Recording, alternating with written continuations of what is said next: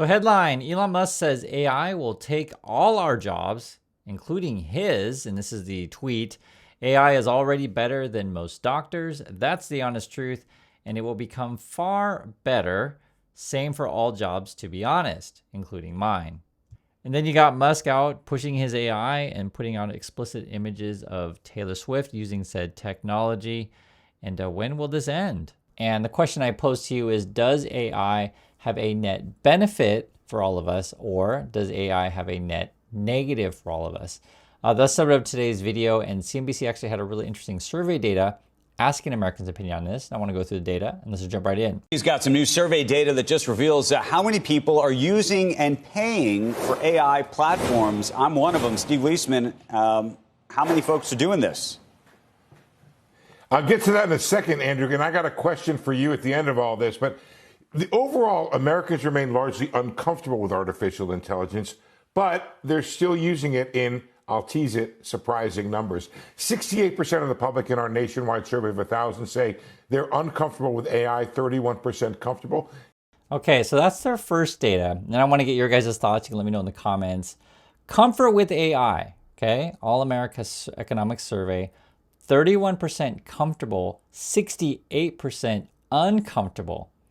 So people not so thrilled about said thing. And I guess it depends, how you define comfortable. Does it mean like I like having it around, or does it mean more like I'm comfortable using it? I think there's a couple different ways you could look at this, but either way, it's net uncomfortable. Okay, so what else do we have to say here? And also the key question they're saying is, are Americans using it? Are they willing to pay for said thing? Because let's be frank, if it's free, hey, I'll use it, whatever. But if I have to like cough up money for this thing, is it really worth putting money into it? What else we got? It's up 4 points from when we asked the question last in 2023, showing at least some progress. Just 1% say they're not sure. I found that interesting because it tells me average Americans have an opinion on this issue and they are aware of AI being out there.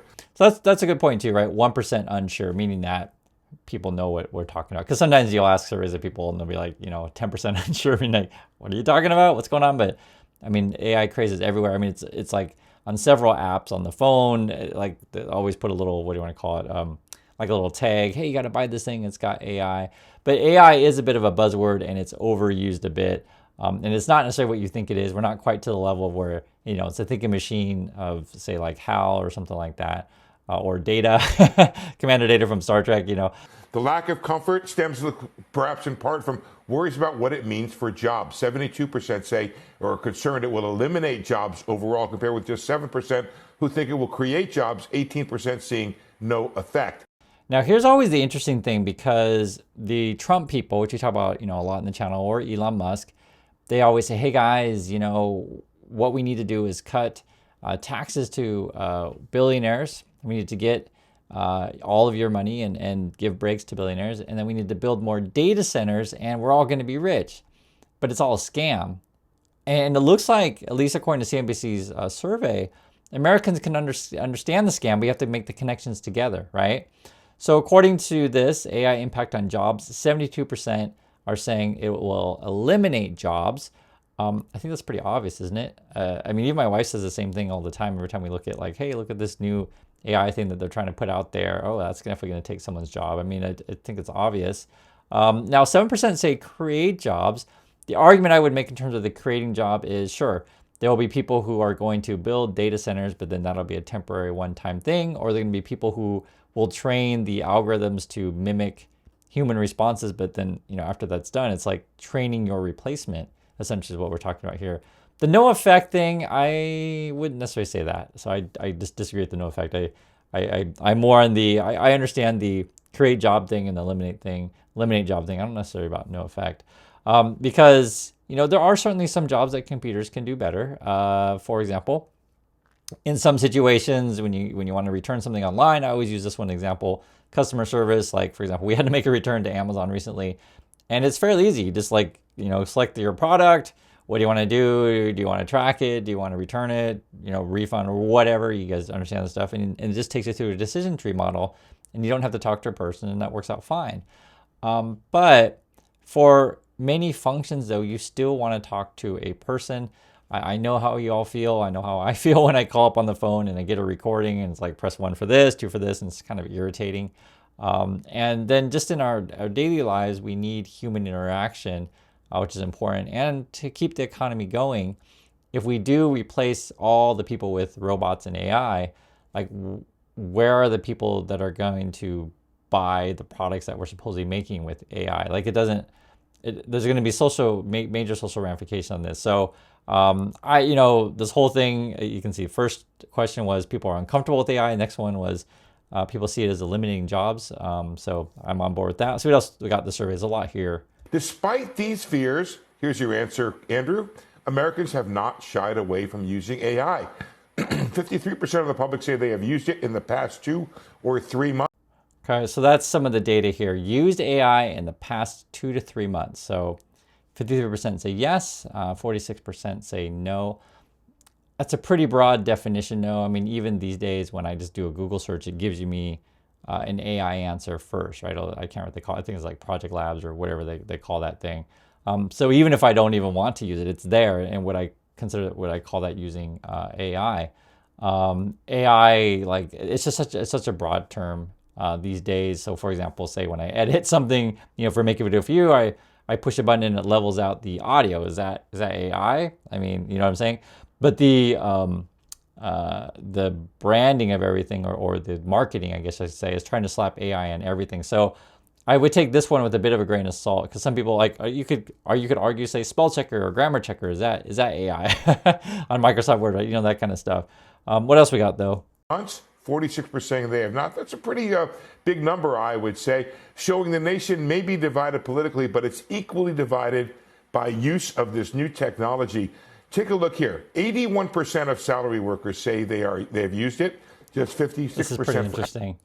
Who is using AI? Okay, salary worker to 81%. So they're asking like at your job kind of thing, probably. Ages 18 to 34, so younger people are likely to use it, I guess.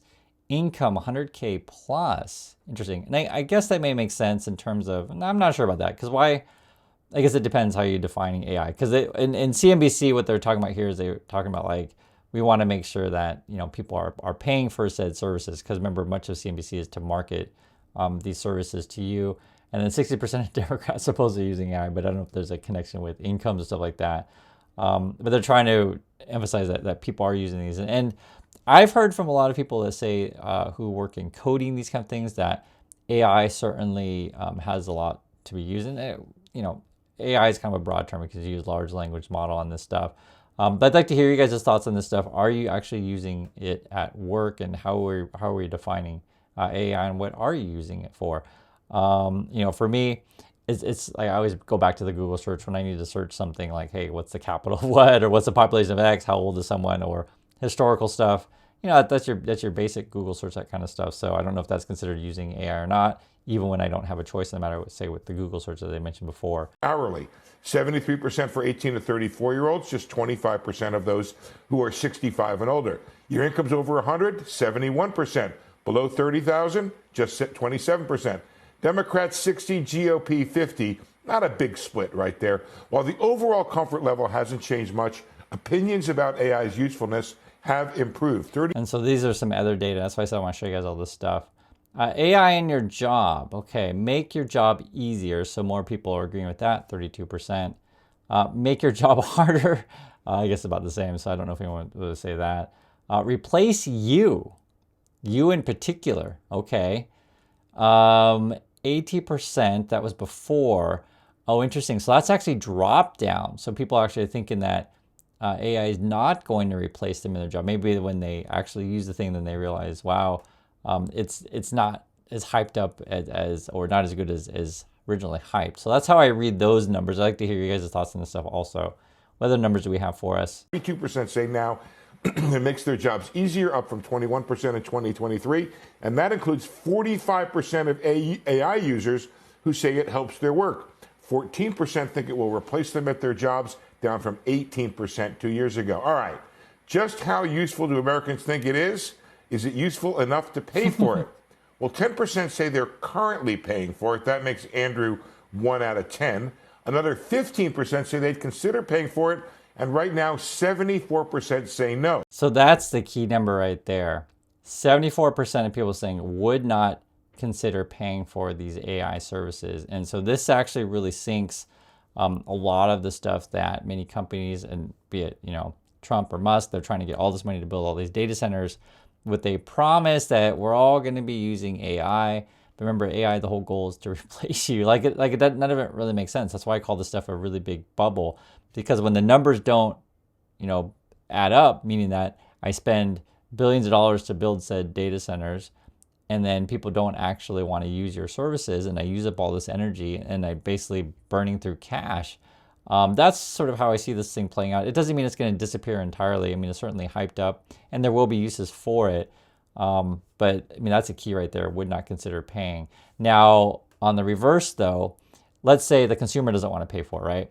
But there is a world where, say, your employer wants to pay for it to replace you because they figure out ways to make things cheaper. And I go back to, say, that customer service thing with, say, Amazon, which, those kind of jobs, unfortunately, can be eliminated. There'll probably be other jobs as well.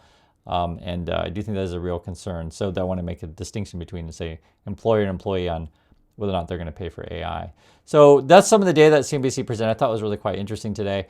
I want to hear your thoughts on it, and I'll catch you on the next video.